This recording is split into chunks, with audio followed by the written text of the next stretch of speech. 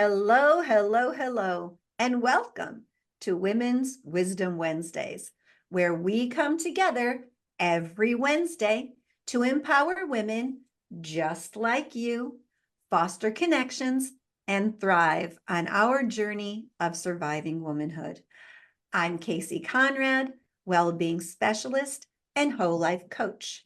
And I am incredibly grateful for the opportunity to continue sharing inspirational stories and providing support to women like you over 40. Your engagement and support have made this journey possible, and I look forward to bringing you more empowering content. Today, we have a very special guest joining us, and her name is Shilpa Kudakar. Hi, Shilpa. Hey, Casey. Hi, everybody. Welcome. It's good to have you. Thank you so much. And Shilpa has an incredible story to share. But before we introduce her, let's take a moment to address you, our audience. We want to remind you to visit our website at www.survivingwomanhood.com, where you can find valuable resources, connect with other like-minded women, and stay updated on our upcoming episodes, webinars, and workshops. We encourage you to actively participate by asking questions and adding comments. If you have a story to share, we would love to hear it. This is a safe space for us to learn and grow together. We'd also like to ask you to share your favorite episodes. You never know when someone out there might need to hear one of our inspiring stories. Now, let's meet Shilpa. Her passion for wellness led her to study and graduate from the Functional Medicine Academy. And now she is a functional medicine certified health coach. Congratulations, Shilpa. Thanks, Casey. Thanks, Casey. I'm very happy about that. Yeah. And So, thank you. she has so many other credentials, and the ones that are going to be important for her to share with her, we'll let her do that. Shilpa has been on a lifelong journey with Reiki. She's been a practicing Reiki practitioner for over 25 years and a Reiki Master for 4 years. Congratulations. Thank you so much, Casey. Again, it's thanks to you because you have been my teacher, and Uh, I am forever grateful to you for teaching me. thank So, everyone, if you didn't know, Casey Conrad is my Reiki Master teacher, and I'm absolutely, truly grateful to you, Casey. Thank you so much. Oh, I'm so grateful to you. Thank you. Thank you. So what we're going to talk about today is something so incredibly close to my heart, and also part of my lifelong journey with Reiki. Shilpa has been instrumental in beginning a program within one of the major healthcare facilities in Abu Dhabi, an in-house Reiki program where patients can receive Reiki sessions, as well as the caregivers, doctors, nurses, therapists, and so on, can receive Reiki sessions right there in the hospital. And it is such an amazing thing because this journey started when I was there working with this facility in 2017. We had our first discussions in 2017 I remember about that. this program. Yeah. When they first were talking about opening the oncology center, Yeah. Yeah, I right? remember the conversation, and Yeah, it was a really good conversation. It was a long conversation as well. I think we had a yes. meeting that went on for over 30 minutes, or Yeah, maybe even that 45 that minutes. That was was a one. long And one. yes, and then we had another Oh, we meeting did. Yes. in 2019 Yes. when the center was coming, around to being finished. Exactly. And that was a very long meeting. That meeting was nearly an hour long, Yeah, right? And that we got to was. share Reiki with some of the admin people, and that was Yes. fantastic. And so now in 2024, because of COVID and so many new admins coming and going, Yep. right? Yes. And I left UAE at the end of 2020, and Shilpa has been a trooper. She has been consistent, persistent, and has knocked on and knocked down doors throughout that facility. And it's been you've done an amazing job. And Thank you. I'm just grateful to a lot of people who've given me the opportunity, including mm, yourself, Casey. Thank you. yeah, Thank you, thank truly. you. So let's begin with our questions. Shilpa, Let's your do journey this. from a medical scientist to Yeah. a functional medicine certified health coach and Yeah. Reiki master is truly amazing. Thank you. Yes, it's such a journey. Can you share with us what initially drew you to the field of wellness, and including functional medicine, which is kind of new to you, and how this has transformed your approach to patient care and your own personal well-being? All right. That's an amazing question, by the way. Thank Thanks, you. Casey. Uh, so I must say that all of this started with my father, my dad. So he was heavily into holistic wellness, and he absolutely focused a lot on nutrition, on movement. For him, food truly was medicine and movement truly was life. And he was heavily into mindfulness and meditation as well. And he used to read a lot of books on breath work, on mindfulness, and also on emotional intelligence. I believe you know the book by Daniel Goleman. Mhm. So essentially, my father was absolutely a holistic health nut or a fanatic, I must say. And I saw I saw this in him. He lived with this every single day. Like he practiced what he preached, and I respected him for that. So one day, Dad came to me and said to me, "Hey, I'm going to go to something called Reiki awareness session. Do you want to join me?" And this was when I was 16 years old, Casey. And I'm like, not really. This is summer holidays. I want to hang out with my friends. I want to have fun.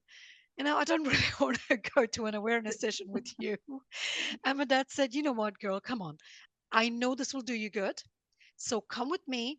It's just for a couple of hours. We'll have a talk. We'll have a chat. We'll listen. We'll engage. And plus, listen to this. It's in a hotel. It's got a pool. They're serving buffet. So Okay. bonus. I'm like, Sold. I'm in. Sold. I said to him, I'm in. I'm coming with you. Mhm. So Dad and I went, and this was one Sunday afternoon, and it was during lunch hour. I think it was 12 to 2 or 1 to 3. I don't remember the time. But the place was amazing. Pool was, so inviting. Food was delicious. And I got curious about the person talking about Reiki.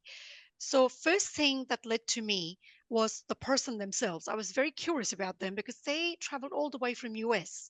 And for me that was fascinating.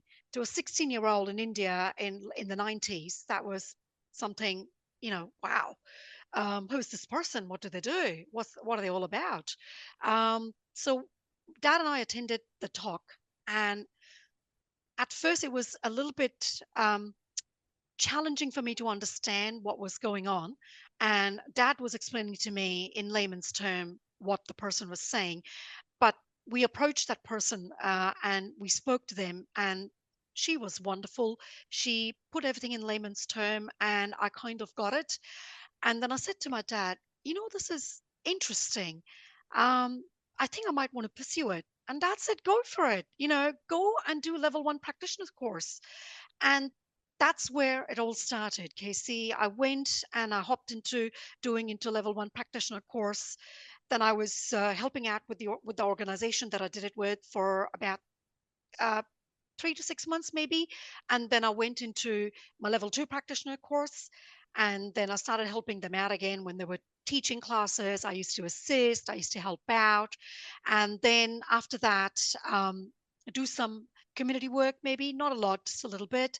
And of course, practice on myself, family, friends, whoever I could get my hands on, essentially. And then afterwards, I went back and did my Reiki Master certification. um, and I think once that was done, I left home. I left India and I went to Australia. And I was there for a long time. And I focused on self care a lot while I was in Australia because I went to uni. It was crazy intense, workload, 4 years of uni work, and trying to find work after that. So it was life. Life happened. It was craziness, but it was fun. It was challenging at the same time. So I decided to focus on a lot on self care. So a lot of self Reiki, of course, again practicing with family and friends. Um, that then led me to my job, as you know, up in Port Hedland in Western Australia, where my work as a medical scientist, as a regional scientist, was amazing, but was insane. It was crazy hours. It was on call, so I completely and heavily focused on self care. However, um, I did not focus too much on the nutrition and movement part, but on the mindfulness part. Um, and I could see the scale tipping. Mm, Uh, my health started to right. deteriorate. Mhm. Um, my focus and clarity was off. Um, so I wasn't in a good place. I wasn't in a good place physically. I wasn't in a good place emotionally or mentally. And then we moved here to Abu Dhabi in 2014. Um, and I got a position in the hospital to start up the laboratory to work as a medical scientist. So I was busy helping set up the lab, and that was enjoyable. That was fun, but challenging in itself. I still did not look after my physical well being, emotional and mental well being, and my health wasn't getting better. I think it was deteriorating to Yeah. the point where my parents said to me, "Girl, you got to take a step back, pause, and look at yourself. You're not doing good." Mum said to me, "I can see that. I can feel that you're not doing good." She said, "You got to stop and you got to think. Because if you keep going the way you're going, you're going to just bury yourself six Mhm. feet under." She said, "You can't be doing that." So I said, "Okay, let me start by doing one step at a time, which is focusing on nutrition. What should I eat and what shouldn't I eat?"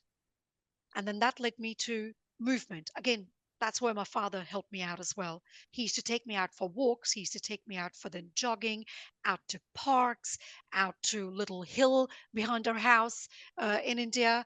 And then he started getting me back in my physical shape. And everything was going well till I lost my father in 2017. And I think you know that I spoke to you about that, Casey, and Right. Yep. That's when we met, I think. that's Yeah. when we met, Yes. and that's when my world was just turned upside down, and I was a wreck emotionally, mentally, and physically. I was a wreck, and I got addicted to sugar so badly that I used to eat tubs and tubs of ice creams and chocolates. And my mother and my brother and Simon, my husband, could see that, and they said, stop doing this to yourself. Just please stop. Dad was proud of you for what you've achieved. Just please stop and go back to what you were doing. Pull yourself out of this. You still have time. You still got chance. Do it. You can do it. And they encouraged me. They pushed me to do better than my best, to be better than my best. And that's what pulled me out. Is that from that family support, that love, and remembering how proud my dad was of me, of what I had achieved with my well-being. Um, and that's when, you know, bless my GP, she called me in office and said to me, "You got to come see me because your blood work is off the chart." And I knew what was wrong with me. I knew it because I put myself in that position. I knew it, what I'd done to my body and to my blood work. And she told me what was happening. And she told me, "Listen, you just have to change your lifestyle. I'm not going to prescribe you any meds." And when I stepped out of office that day, I said, "You know what? I'm going to start reading some articles. I'm going to start listening to some podcasts." And what I first saw was a podcast on called Fathead. And then I started reading a lot of articles on um, ketogenic diet, and I thought, you know what, I'm going to do some trial and error on myself, and that's what led me into my love for functional medicine. Is doing a lot of research, looking at some articles, listening to some podcasts, and trialing it out on myself. And I went back to my GP after 4 months and I got my baseline done again. And I had lost about 25 kilos. My Wow. biomarkers And looked 25 kilos is, 25 kilos. I was yeah. over 90 kilos. I lost 25 kilos. I got my blood work done. My biomarkers looked good, and I kept going. What happened was in that process, I lost a lot of muscle mass. So now I had to get back into working out. So then I started slowly and steadily getting back into my workout routine, doing yoga, Pilates, some strength training, cardio, and that led me to thinking, hey, I love what I'm doing at the moment. I want to study about this. What can I do? What can I do to know more about this, to more about this holistic approach, more about this lifestyle where you look at nutrition, you look at movement, you look at mindfulness, you look at purpose, relationships, community. What can I do? Where can I study this? What it's called? I was looking into it, and in 2019, as you know, I lost my mum, Mhm. and that was the hardest blow to me and my brother. It was the 2019 was the hardest year for both of us, and I don't know how we survived through that.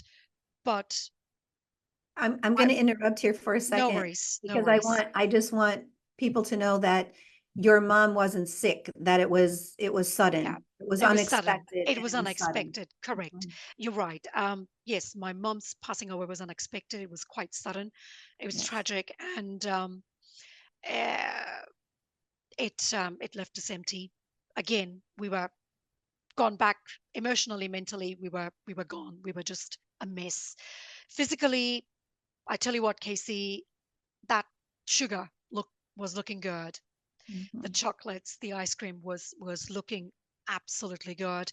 That's when my brother and my husband said to me, "No, Mum was proud of you for what you'd done. Don't go back. Keep going forward. Don't look back. Keep going forward. Keep pushing yourself." And I did, and I'm so grateful to them that I did that, because then I started looking up functional medicine. I started studying about it. I started reading more articles, looking at podcasts.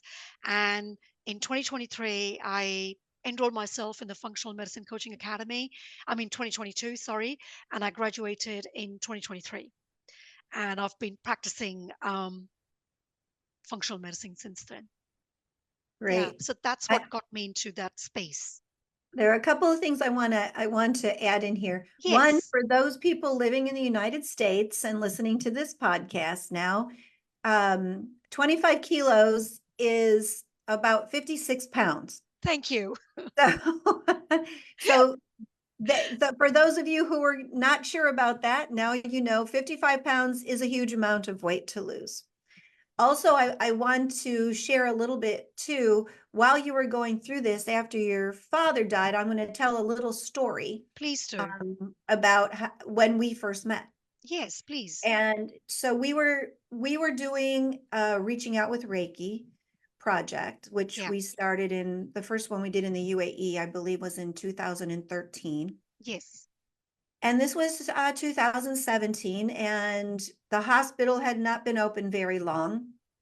And I had met a nurse there who was from the United States, who was also a Reiki practitioner. And I had been doing classes in the wellness center at the hospital since the wellness center had opened. And then when the wellness days came, we were there um, doing things during the wellness day too, to bring awareness, which was awesome that they let us come in and do that with Yeah. some of the things that we did, including Reiki. And Jen had told me about you and said, you should meet this woman. She's been a Reiki practitioner for a very long time, but she's kind of gotten away from it. And I remember that first meeting up on the first floor in the Yeah. hospital when we met. And I got a strong feeling because this wasn't too long after your father had passed. That's correct. And I got the strongest feeling that your father had brought us together because you had kind of moved away from your Reiki practice. I did. and it was something that was very important to your father. Yeah. And yeah, and I think this, when Jen said, "Hey, we're doing this Reiki project," and then you were like, "Oh, I used to do Reiki," right? I believe those were Yeah. your words. I used to Yeah. do Reiki.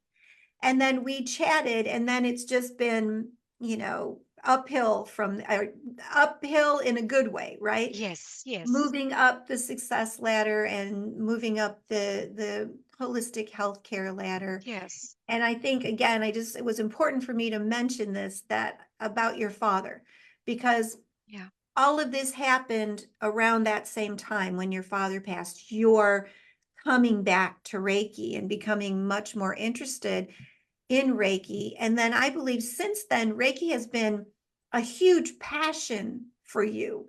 And, Yes. now you're spreading it, the word everywhere, doing other podcasts about Reiki and Yes. Reiki in the facility.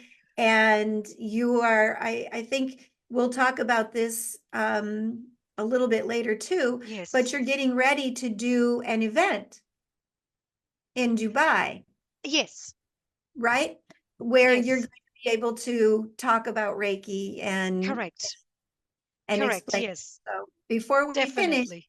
I want you to talk to people about that, because we have a lot of listeners from the UAE. And, Definitely. I know some of them are, some that some that were with us and reaching out with Reiki, and then other Yes. fellow students, that would be interested in that as well, because it's an Absolutely. inspiration to them also to see how far you can go with your Reiki practice. That the practice is sacred and amazing in itself, Yeah. but to be able to spread the awareness is just a double blessing. And you've just Absolutely. taken that and run with it. I honestly, I'm going to just take a moment of my own personal pride here as a teacher and say Thank how you. grateful I am that, and how proud I am that you have taken this so far. And I'm just really pleased about that. No, I'm just grateful to you, Casey. Thank you so Thank much. you. Thank you.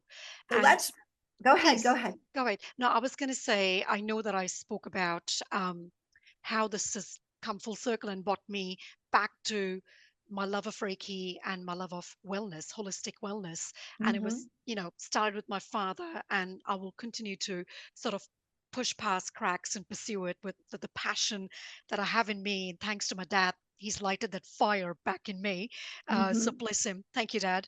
And so how that has sort of um, got how that has sort of changed my approach to my patients. Uh, it's sort of it has made me very very patient, Casey.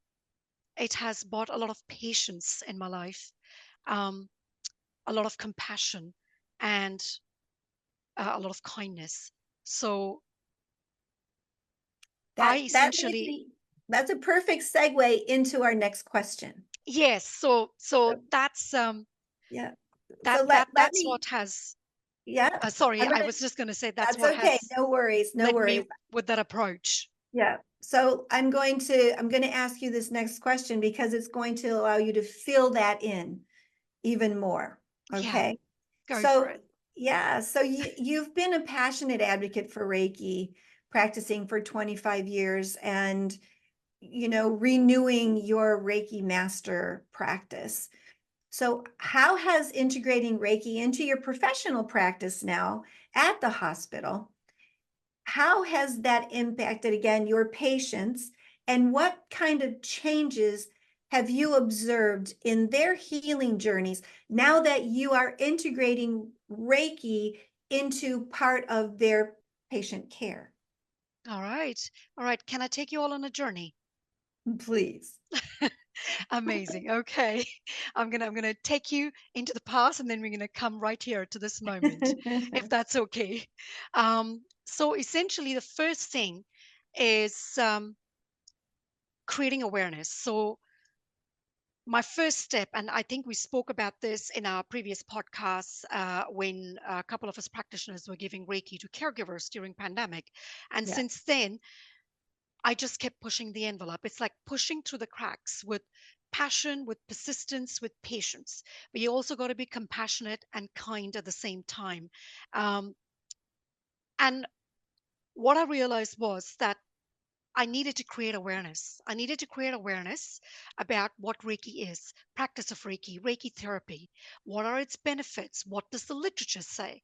So, creating awareness or doing awareness sessions was the first step that I needed to take to educate the masses around me. And that were my caregivers, clinical, non-clinical, therapists, technologists, physicians, nurses, all of them, even including admin staff, including leadership. It was just the matter of that first step is creating awareness, letting them know what Yes. Reiki is. It's as simple as that.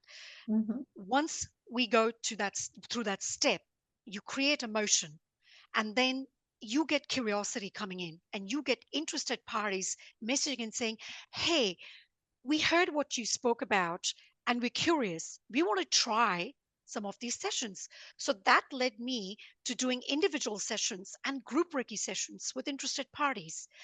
And then from there, it just exploded. It's word of mouth promotion, word of mouth advertisement. It's like, I experienced Reiki and this is what I felt. These were my perceptions of feelings.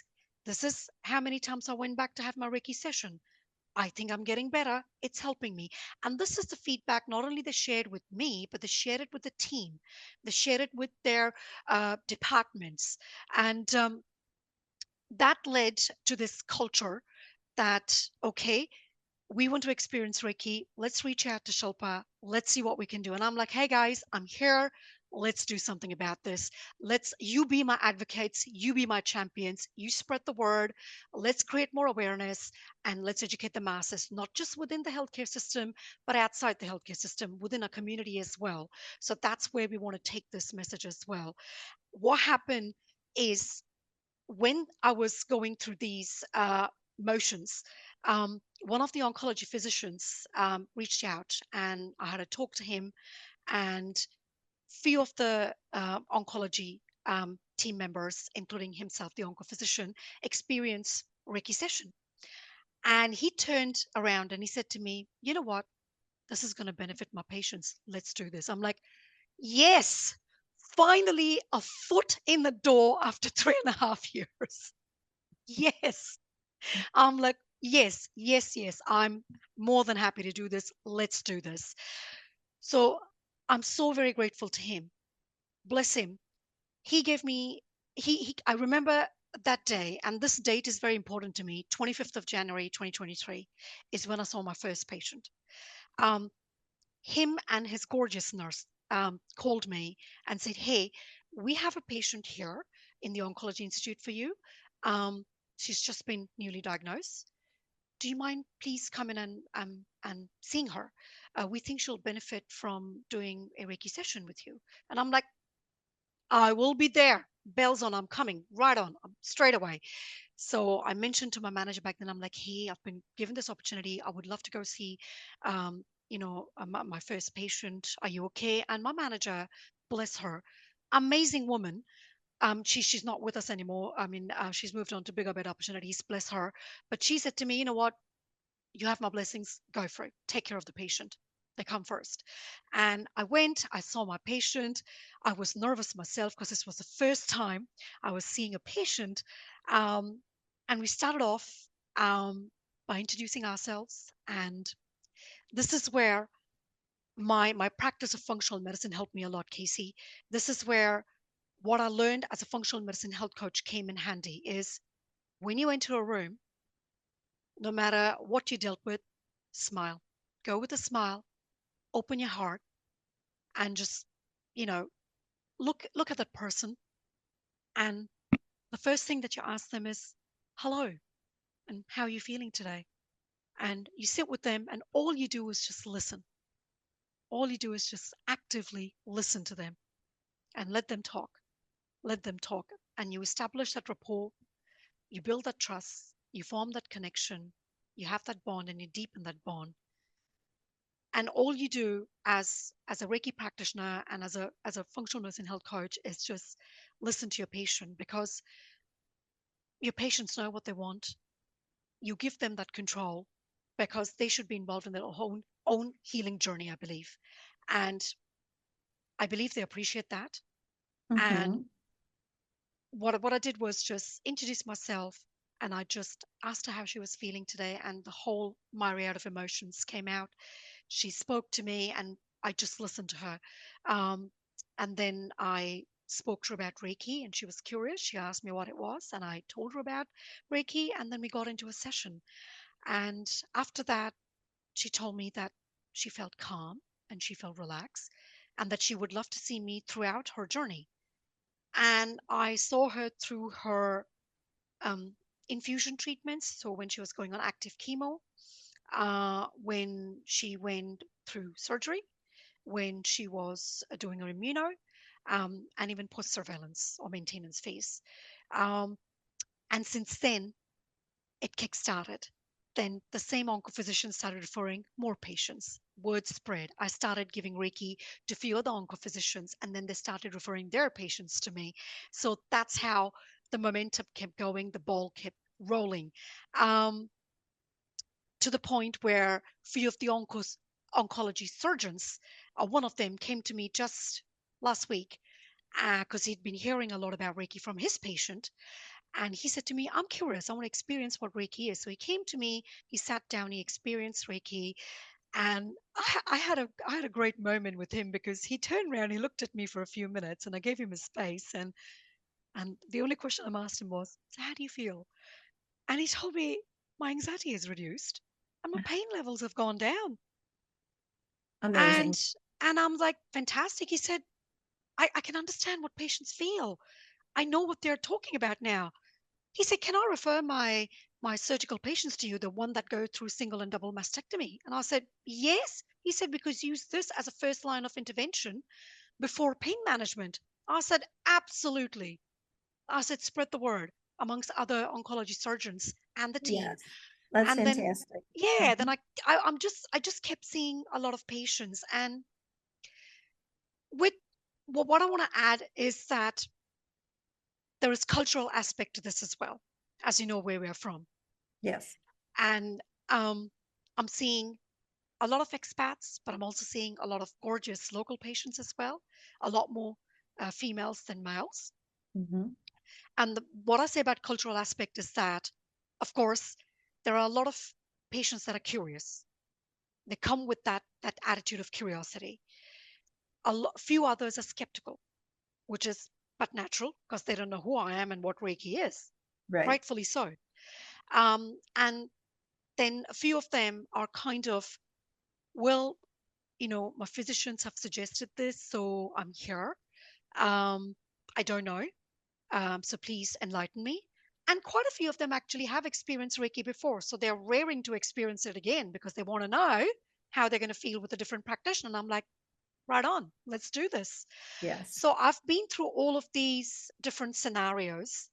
And when I say about cultural aspect, and I'm so grateful, is they're so open to this because they're like, um, in our culture, we do have people who help us with this. So I would appreciate if I can get to experience this with you. And I'm like, I'm grateful that you're giving me this opportunity. Some of them, one of my male patients, I must say, actually said, I want to double check with my mom and see if it's okay for you to give me Reiki. And I'm like, you know what, please do. And I'm more than happy to talk to your mom myself as well, if need be. We can have a great conversation, a great dialogue. Right. And it was fine. It was fine. He said to me, please go ahead, and that I was allowed to touch him while doing a session. So, cultural aspect is important because we must respect the culture, we must respect the tradition and the Yeah. beliefs. I want to speak to that a little bit because Please. when we started in 2011 Mm, and 2012, we were in a place where we were knocking on and kicking down doors, right? And it was a time when Reiki, there was a lot of haram. Yeah, mm, like there yeah. was, you were not supposed to speak of it. And until I had an interesting conversation one day, and I think I've shared this with you. You have, yes. before.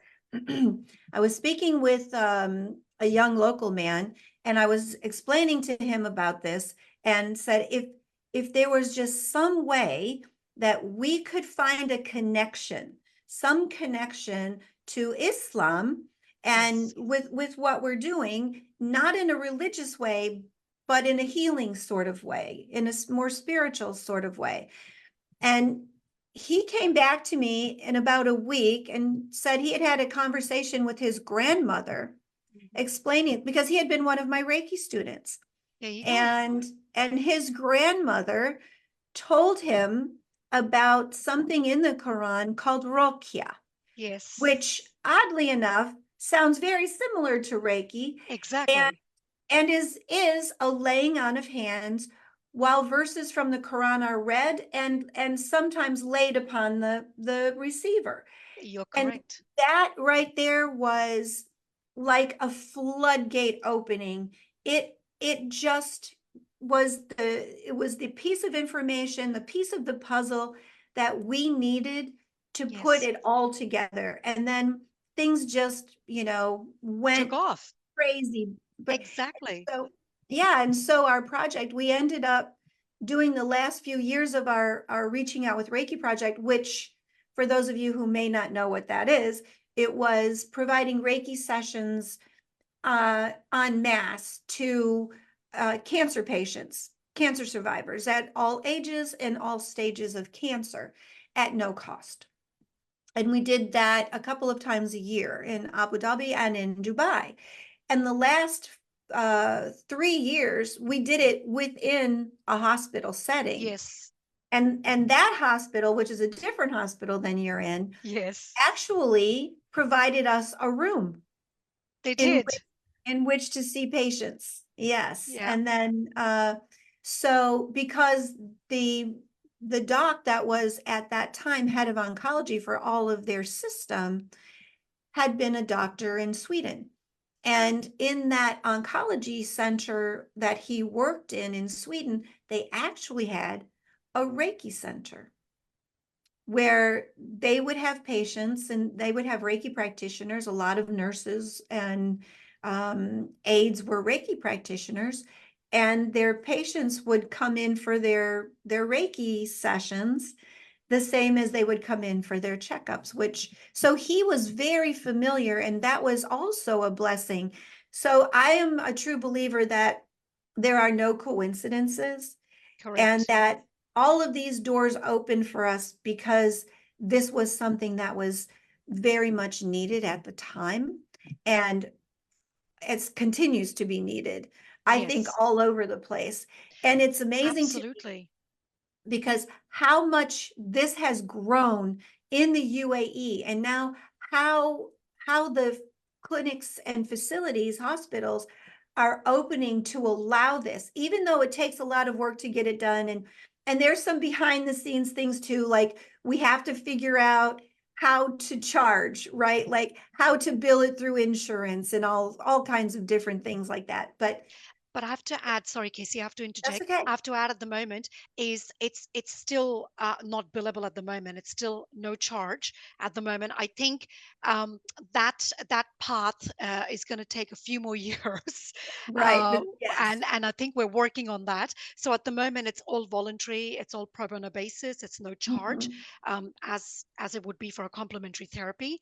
Yes. But in the future, we might look into the direction of seeing how it could be billable, but not yet, not yet. So we're working on that. We're a little bit further ahead here in the US in some Yes, places, but way more behind in others. yes, So this is just, it's such an amazing, because you know me.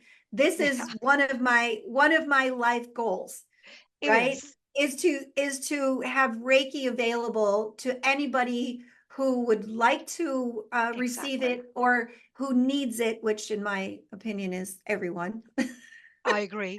I at agree. some level, right? Because Yes, it's so yes, holistic. it is. But yeah, so this is another reason I'm so excited to have you here to talk about this. No, this So has been amazing, yes, truly. one more question. Yes. It's a two-part question. No So, worries. okay. But before that, can I say something that none of this, what I've done at the moment with the Reiki program in the Oncology Institute, would be possible without the entire oncology team. I mean, we're talking about the coordination or the multidisciplinary approach that I've got over there and the facilitation and organization. And it's solely thanks to not just the oncology physicians, but my gorgeous onco infusion nurses, the health unit coordinators, the patient access representatives, Right. including the physiotherapists, because they do group yoga and then they refer the patients to me to do group Reiki because all of them are fascinated and curious about this complementary therapy. So I just wanted to lay it out there that, this is a um, really a multidisciplinary approach, and it's how it should be in regards Yes, to complementary therapy.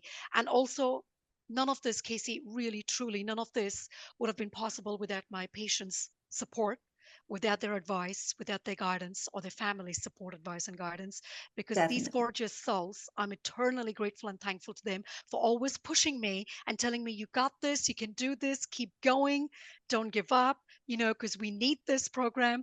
And bless him, this is their program, Casey. I mean, I just love these guys. This is their program. Yeah, it definitely takes an entire community to get It something like does. this. It It, does. it It doesn't takes a seem like it village. should, but it definitely takes a whole team, a whole community, It truly and takes a village, right? it does take a village. It Yes, does take a absolutely. village. There you go. Yes, There you go. yes.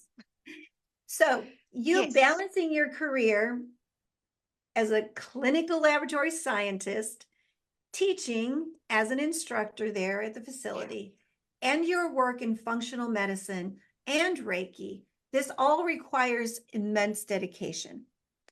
What strategies or philosophies do you rely on to maintain balance and continue evolving in your multiple roles?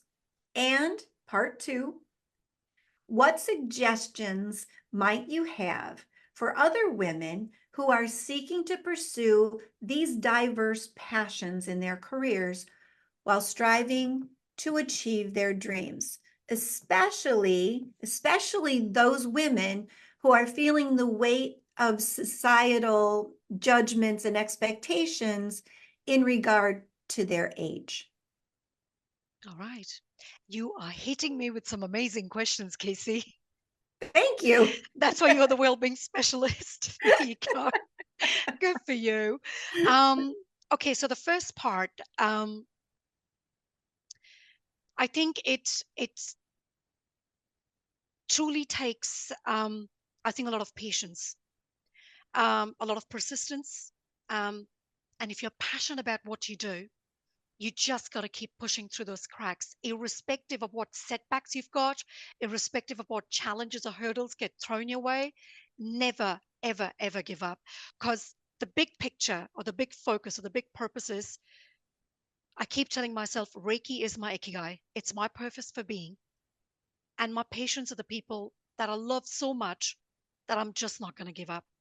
I'm going to keep pushing through and I'm going to create awareness and I'm going to educate the masses and I'm going to keep going, irrespective.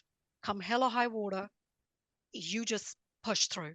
So that keeps me going to where I want to go to pursue, um, as we say, my ikigai, to pursue the goal. Um, Mhm. a lot of kindness, a lot of compassion helps as well, not just for people around you, and not just for my patients, but also for self. So, got to be kind to yourself. You got to have a lot of self care and self love because at point I do tend to get burnt out, and that's when I need to realize, hey, I got to take some time for myself. I got to do, um, I got to have some TLC for myself. So what helps me is obviously self practice of Reiki, so self Reiki, as you know, as you've taught me, self Reiki is the dharma, is the discipline. And of course, after that, I also do a lot of breath work, meditation, journaling helps. And what I love is dancing. So I essentially go and do a lot of Zoom Bollywood classes Nice. in our caregiver gym that we've got with my girl, my coach Jill, and she just cracks on these high octane Bollywood item numbers, and we dance our hearts and butts off. And it is Nice. so good. That release and rush of endorphins is amazing. But I also focus on a lot of personal training, which is strength training, Pilates, yoga, and endurance training. This helps me physically and in turn mentally, because then I'm quite focused. I have clear mind. Um, this that in turn feeds the endorphins rush, the oxytocin release, Mhm. um, feeds into me being grounded, being centered, and it gets me to calm down.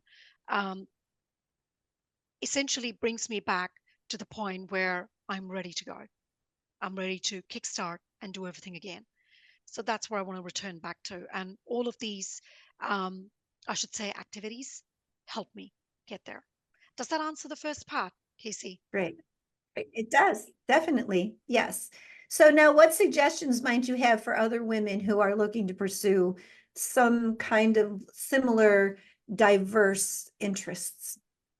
uh, they want to like they're passionate about. If it's their passion, I say, irrespective of what life throws your way, you know, whatever hurdles and challenges you come through, just you go for it.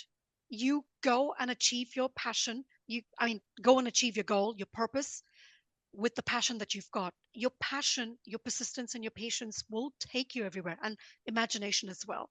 You know, be creative and pursue your goal, pursue your dream. Don't let any societal judgments or anyone telling you you can't do that at your age, forget about that. You can do it. Anything is possible if you put your Wonderful. mind to it. If you Yes. put your mind to it. And what I would say also is grab onto any opportunities that you would get. Is look for opportunities, change any hurdles or challenges into an opportunity and knock it back, and you pursue it. So, for example, what I was grateful for, the opportunities that were thrown my way. I was told, hey, do you want to go have a chat in the cancer run? Talk about Reiki? Yes, I will.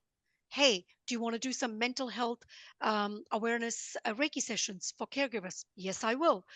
Do you want to present at the Global Oncology Health Summit? Yes, I will. So just, take the opportunities thrown your way or whatever Just say challenges, yes. hurdles you get, just say yes, roll with the punches, Hmm. just push past the cracks and look them up or take them as opportunities and just go with the flow. So, like you said, that you wanted to talk about that, I was given an opportunity. I'm grateful by one of my palliative care physicians to talk about transformative role of Reiki in oncology and palliative care, in excellence in oncology. Um, what's that? EIOC, Excellence in Oncology Care conference Yes, in Dubai. And Casey, I just was invited to present at the breast cancer symposium that's in October as well. fantastic. Yes, Congratulations. yes, yes. That's wonderful news. But that topic, and I think we might want to talk about this at a different time. That topic is about forming support groups because I've actually formed a support group for my patients. So, how it's Wonderful. helped them. Going to talk about the journey. Going to talk about case studies. So, and more to come. More to talk. That's fantastic. Thank you.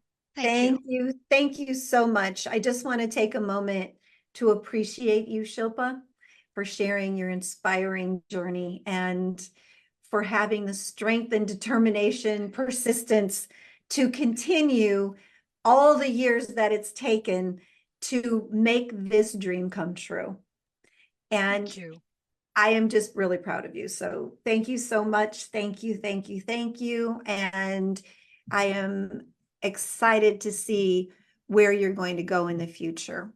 And So am I, Shilpa's Casey. can share with us in the comment section below the live video and in the YouTube video, YouTube podcast video, where she's going to be and links to another podcast that talks about the Reiki inside of the facility. If you don't mind, Shilpa, No, please share that. definitely. I would People do would that. I love would to love see to. that, I'm sure. I would love to, Casey. I just Thanks. wanted to say Thank you. Thank you, Casey, for being my teacher, for teaching me, for advocating, for supporting, for being the champion that you are. I am truly, truly grateful to you. And Casey, please tell me if it's okay for me to say this, but you yourself are ovarian cancer survivor. So this is close to heart to you as well. And I cannot tell you how much of respect and admiration that I have for you. Thank you. Thank you. I'm truly forever grateful to you. Thank Thank you. you. You're making me blush now. No, Thank thank you. you. Thank you so Thank much. you. Thank you. And thank you, everyone, for listening and giving me this Yes. opportunity. Thank you. And if you've been touched by Shilpa's story, we invite you to leave a comment, share your own stories, suggest future topics or guests, and actively engage with the surviving womanhood community. And please remember to mark your calendars. Join us for our next Women's Wisdom Wednesday episode on June 26th, when we'll have the privilege of welcoming Catherine Armstrong, who's going to be talking all about laughter yoga and sharing her Yes. inspiring story. Shilpa's journey serves as an inspiration to us all. Thank you again so much, Shilpa. Thank you. And to catch up on any of our Women's Wisdom Wednesday episodes, any that you've missed, or any of our new episodes, please visit our website at www.survivingwomanhood.com and click on podcasts. And together, let's face every challenge, rise above adversity, and support one another on our journey of surviving womanhood. See you next time. Bye, Shilpa. Thank Bye, you so much. Casey. Thank Thank you, you. everyone. Bye Bye. bye. See you.